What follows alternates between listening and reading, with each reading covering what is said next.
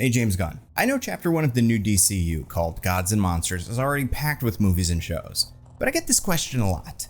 If I could add one project to that lineup, what would it be?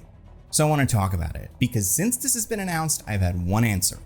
Zatanna. Now I'm going to explain my reasoning here. And if you are not familiar with the Mistress of Magic, the Princess of Prestidigitation, here's a little background. Zatanna Zatara, yes, that's the character's real name, is one of the most formidable magic users in all of DC Comics. Her father is the DC comic magician Zatara, and this guy is old school. He first appears in Action Comics 1 in 1938, and that's the first appearance of Superman. Zatara was a lot like another character, Mandrake the Magician. He was a traditional stage magician who was also able to perform actual magic, so that's Zatara. And his name is not Zatara, by the way, he has a first name, it's Giovanni. So then why did he name his daughter Zatanna Zatara? What's wrong with this guy? It's like Mario canonically being named Mario. Get it together, Italians. Anyway, Zatanna is the daughter of Zatara and a woman named Zindella, who's part of a race of beings known in DC Comics as the Homo Magi. They're people with innate magical ability. Originally, that means she was half human and half magic human, but eventually it was retconned that Zatara was also a magic person, so Zatanna was full Homo Magi. She helped out with the Justice League for a while and showed up as a supporting character in many stories, but is mostly known for doing three things. First, she gets her father killed. Sort of. Zatanna gets involved with a bad boy sorcerer, or whatever he calls himself, named John Constantine, who we will get to. And one day, Constantine recruits a bunch of magical beings, including Zatanna, to take part in a seance to fight a monster from hell. But since Zatara hates Constantine and doesn't trust him to take care of Zatanna, Zatara comes too and ends up sacrificing himself to save Zatanna. So while neither Zatanna nor Constantine actually killed Zatara, they're both sort of responsible for him being there and feel bad about it. Almost all Zatanna stories eventually feature her dad returning from the grave or someone pretending to be your dad or something like that. The death of Zatara is without a doubt the formative moment of Zatanna's comic career. Second, Zatanna erases a bunch of people's memories. Most notably, during an event called Identity Crisis, Zatanna was part of a group of heroes who decided to erase the memory of a supervillain who had done something particularly heinous and replaced his personality with a simpler and less violent version. Batman, who was close with Zatanna, objected and his mind was also erased. This drove a big wedge between Bruce and Zatanna, although they eventually reconciled. This is the single most significant Zatanna story I can think of in terms of the larger DC Comics universe, and it all hinges on Zatanna being down for some morally dubious superheroing. It's not the last time she'll cross the line, and while Zatanna is not the Punisher, she's also not Superman. She exists in a morally gray area. And third, Zatanna founded the Justice League Dark. Zatanna has been a member of the Justice League from time to time, but eventually she teamed up with other magic and horror adjacent heroes to take on magical threats that Batman and Superman weren't really capable of dealing with. This team has been on Warner Brothers' radar for a while, with Guillermo del Toro on the hook to direct it since 2012. Now, it ultimately fell apart multiple times, but this felt like something that would eventually happen. And it's interesting because one thing I find really funny about JLD is that it's only existed for about 13 years as a thing in the comics. When I first heard of this team, I assumed they were a book like Justice League International or Teen Titans that had been around since at least the 80s, but this is a much more modern development. Warner Brothers did manage to produce 2 Justice League Dark animated movies that feel ripped from the original run if you want to see what this could look like, but Zatanna's basically part of the big 3 of this team alongside Constantine and Swamp Thing. If you want to know specifically what to read, let me point you to 3 books. Each should be the blueprint for a Zatanna solo series. The first is Zatanna Bring Down the House by Mariko Tamaki and Javier Rodriguez. Now, at the time I'm writing this, it is not finished, but I'm confident in saying what it's done so far is enough to put it on this list. It's a solid point to jump in, part of DC's Black Label, so out of continuity, but could easily be a soft launch for this character. This Zatanna is a stage magician at a D-list Vegas casino trying to hide from her magical past, so she just does normal stage magic until something happens that forces Zatanna to confront her past and embrace her place as the Mistress of Magic. Then there's the Zatanna series from the 2000s written by Paul Dini, a man who, by all accounts, is in love with this character. Like, this is his real wife. It's illustrated by a rotating cast of Adam Beechin, Jamal Ingle, Stephanie Rue, Chad Hargan, Cliff Chang, and more. But this series established Zatanna as a magician by day and a superhero by also day, who just can't seem to get a good night's sleep. It's as close to a slice of life story as any of these books get. It's easy to see how this could work as a series structured similarly to something like a procedural, with a new magic threat every episode and an overarching season-long mystery. And then third, you've got Seven Soldiers Zatanna. was a limited series by Grant Morrison and Ryan Sook from the mid-2000s. In it, Zatanna was recovering from her addiction to magic. She was a spellaholic. She also lost her magic as a result of a seance gone wrong and was forced to work with a young magical child. This tells the story of a veteran, so it could work as a series, but it's definitely the most complicated. No origin, just dropped right into the second worst day of Zatanna's life. But when you look at it, these three could be seasons 1, 2, and 3 of a Zatanna series. Season 1, Zatanna is a magician who does normal stage magic in Vegas and has a tragic past she can't quite remember, but when some spell goes wrong and she meets some new allies, she realizes she can really do magic. Season 2, she's a magic superhero now, moves to San Francisco, meets up with her cousin, one of Dad's old villains shows up. This can be where we introduce Constantine and find out about the seance that killed her dad. And then season 3, Zatanna loses her magic and needs to team up with a magic kid to fight the devil or something. This stuff writes itself. But Nando, you might be saying, Marvel already nailed the magic user TV shows. Their two best are Loki and WandaVision. Why does DC need one? Well, it's because you're not talking about a show about just any magic user. And those other two shows I mentioned, Loki and WandaVision, what are they about?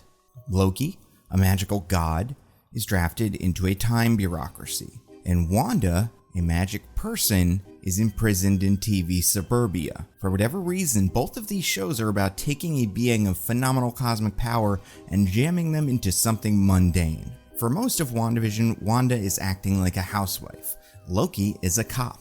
Neither was really a show about magic. Magic was just the thing that set the action in motion. We like putting magical people into our world, bringing them to our level, something we can understand. It's basically the Disney playbook. What if monsters had a day job? What if video game characters had a day job? What if toys had a day job? What if emotions had a day job? What if your eternal soul had a day job? What if fire had a day job?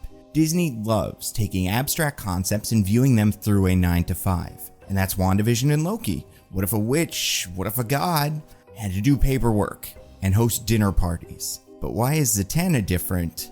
Because magic is Zatanna's day job. And when you lean into the magic, you get to do some other fun things, like pop quiz. When Wanda or Doctor Strange or Dr. Fate do magic, what does it look like? Wanda is glowy red smoke, Strange is glowy orange circles, and Fate is glowy gold onks. Every one of these super magicians does super magic via one very specific special effect. And sure, there's some variants, but I would say their base power signature is some sort of glowy thing that comes from their hands. Now, to be fair, over time they got more complicated. Wanda uses runes now, and in Multiverse of Madness, she had all kinds of horror movie magic. Strange will throw out a random spell like how in Multiverse of Madness he just makes a big pair of hands or opens a portal to the cat dimension while fighting Gargantos. But those took forever. Wanda had 6 appearances of mostly this before we got this. Same for Strange. For his first 5 appearances, Doctor Strange magic was almost exclusively this. But that's just how these work. You need to establish a basic iconography before you can do the weird stuff. But how does Zatanna do magic? 2 ways. First, one, and most iconic, she speaks backwards. This one comes from the Zatara family's Italian ancestry stretching all the way back to Leonardo da Vinci, who was known to write his diaries backwards. So to focus most of her spells, Zatanna says what she wants the magic to do backwards. Disappear becomes Bryaposit. If you're watching a Zatanna fight, you don't need to understand it. Just know that whatever happens, it's probably the forwards version of whatever she just said. And then the second way she does magic is by doing magic. Zatanna can arm herself with things like her magic wand or her top hat to take instruments that would be stage magic tricks and use them to fight supervillains. And this goes for everything you can imagine when it comes to stage magic. Playing cards, rabbits, doves. Part of the fun of Zatanna using stage magic for combat is we all already know what stage magic looks like. We don't need to be taught. If given a couple minutes, I'm sure everyone could come up with at least one way Zatanna could fight crime using magician stuff. So right off the bat, 2 things are very easy to understand. Either Zatanna just says something backwards and then it happens, which, audiences would have to go with, or she saws the Joker in half. We don't need to spend a decade working up to the cool stuff. We can start there. Speaking of where to start, I want to talk about locations. So many of these superhero shows set on Earth take place in the same couple of locations: New York, LA, DC, or London. If you look at Chapter 1 of the new DCU, you've got Superman and Booster Gold, which will probably take place in Metropolis, although you could send Booster Gold to LA. Brave and the Bold is in Gotham, probably. Authority is also probably in a major US city, since one of the superheroes on the Authority is powered by cities. Swamp Thing is probably in the Bayou. Everyone else should be in space or on a secret island, although rumors point to Lanterns also taking place on Earth because space is expensive. You can look back at the DCEU and where most of that was set. Here is a list of all of the movies that take place largely in what can be described as a nondescript major American city. You got Man of Steel, Batman v Superman, Suicide Squad, Justice League, Shazam, Birds of Prey, Shazam 2, The Flash. It's like half of them. And sure, some of those were technically set in specific cities, but they were all filmed in Vancouver or something. So I guess what I'm looking for is if your city can easily be swapped out for Vancouver in 90% of the shots. And that's tough to get around considering most of these characters are from major American cities. They own companies there, they fight villains there, and the comic companies themselves are headquartered there. So how are half of the Marvel heroes not going to be from the city where all the writers are? And when a hero comes up who can do something new, we should give that a look.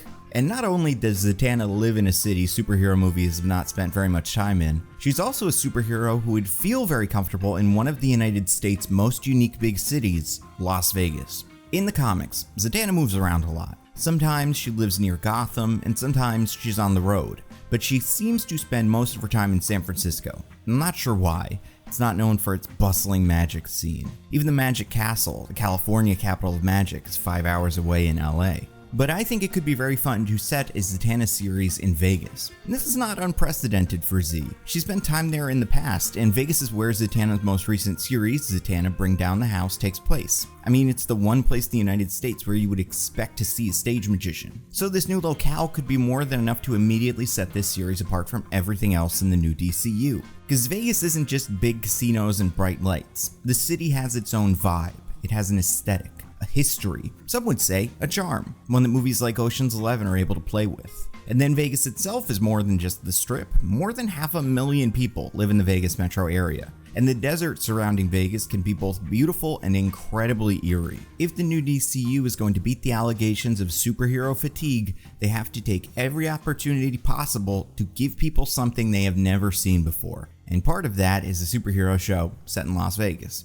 One of the other great things about Zatanna is she can be a fun inroad to a bunch of fan-favorite DC characters that you wouldn't expect to see in something like Superman or Booster Gold. The big one is John Constantine. He's Zatanna's on-again, off-again, on-again, off-again magical boyfriend with problems. If you've only seen the Keanu movie, that's kind of it, but it takes either the CW show or his cameos on Legends of Tomorrow or Arrow or any of the animated stuff, or even his Descendants cameo in Sandman to really get what makes the character so beloved. He drinks, he smokes, he says bad language words, he's got a spell for everything, he's self-loathing. You can't trust him to do the right thing, but he manages to do it every so often. He's the sarcastic bastard you love to hate who hates himself.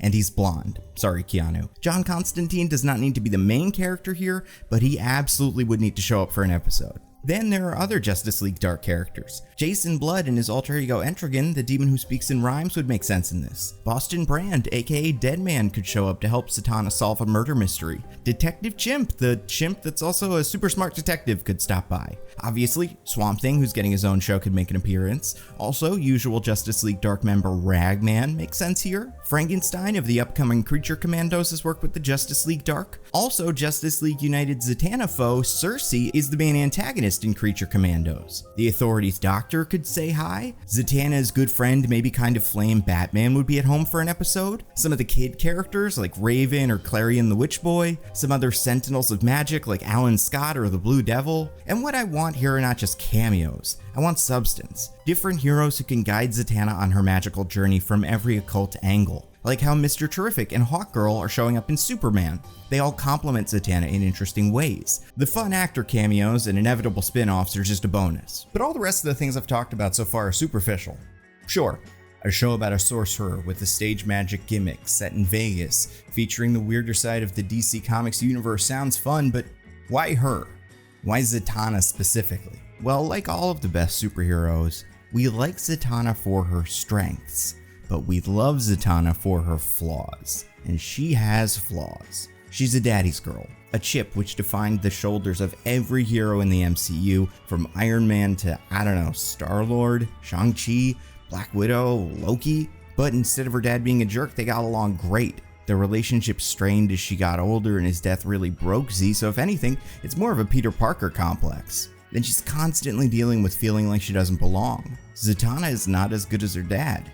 She has superhero imposter syndrome. But unlike a character like Booster Gold, Zatanna deserves to be there. She cannot accept the fact that she should be the Mistress of Magic because she has too much guilt about her father's death. And Zatanna makes mistakes. She mind wipes people, she gets in over her head, and I don't think I need to mention again her taste in men. Zatanna is a showwoman who presents an impeccable facade, but in reality, she's barely holding it all together. It's the kind of character you want to root for. She's Fleabag, she's crazy ex-girlfriend, she's Killing Eve, she's Poker Face, she's the Gilmore Girls, she's Buffy. Zatanna is the kind of heroine who makes great TV. And the last thing, let's talk about casting. So I mentioned this on Twitter a long time ago, but I think casting Zatanna is easy. You need a woman in her late 20s, early 30s. She needs to seem gritty, bright, and quick-witted. There are plenty of those actors out there.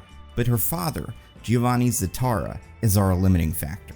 And there's no way we make a season of a Zatanna show without actually showing Zatara.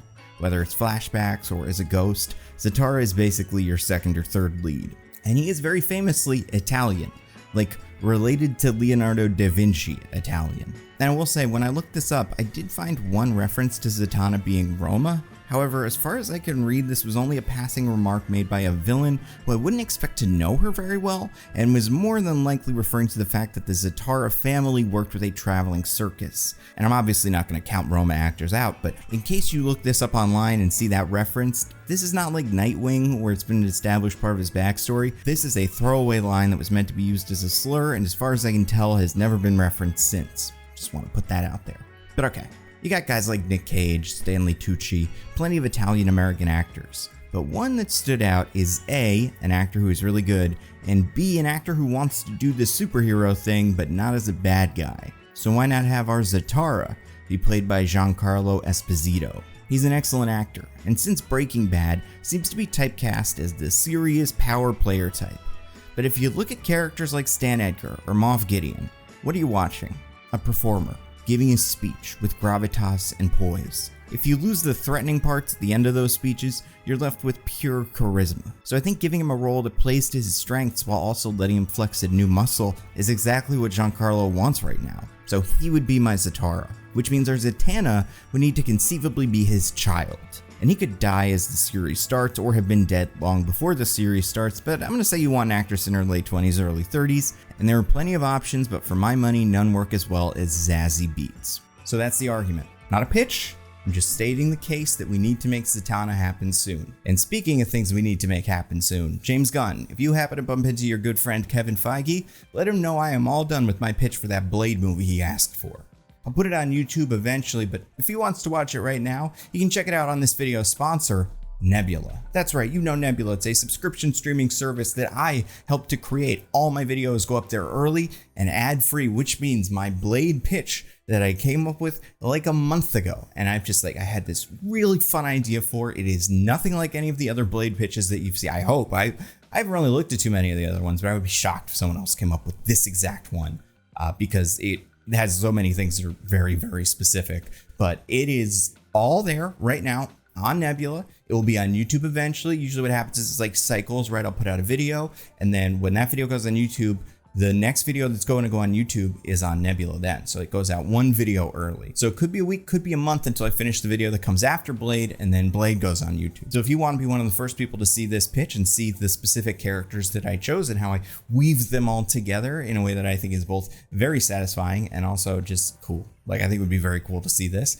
You should check out Nebula. But Nebula also has all kinds of awesome original programming. Jetlag the Game. Abigail Thorne just put out her film Dracula's Ex-Girlfriend. That is a Nebula exclusive, and there is so much more. Watch Nebula on Twitter. You'll see all the press releases for stuff we're working on. It's great. And Nebula is a fantastic deal. A yearly subscription is just $60 for the whole year. But if you use my code NANDO at checkout, NANDO, or go to go.nebula.tv/Nando, you can get a year of Nebula for $36. So that's 40% off. It's a great deal. So go check out Nebula. I think you'll love it. And of course, I have to thank everybody who continues to support the channel on Patreon, everybody who watches these videos early and ad-free on Nebula, everybody that listens to my podcast, mostly Nitpicking, Everybody that follows me on Twitter and all the social networks, I'm at NandoVMovies, wherever you can find me. That's all I got. Stay safe, and I'll see you next time.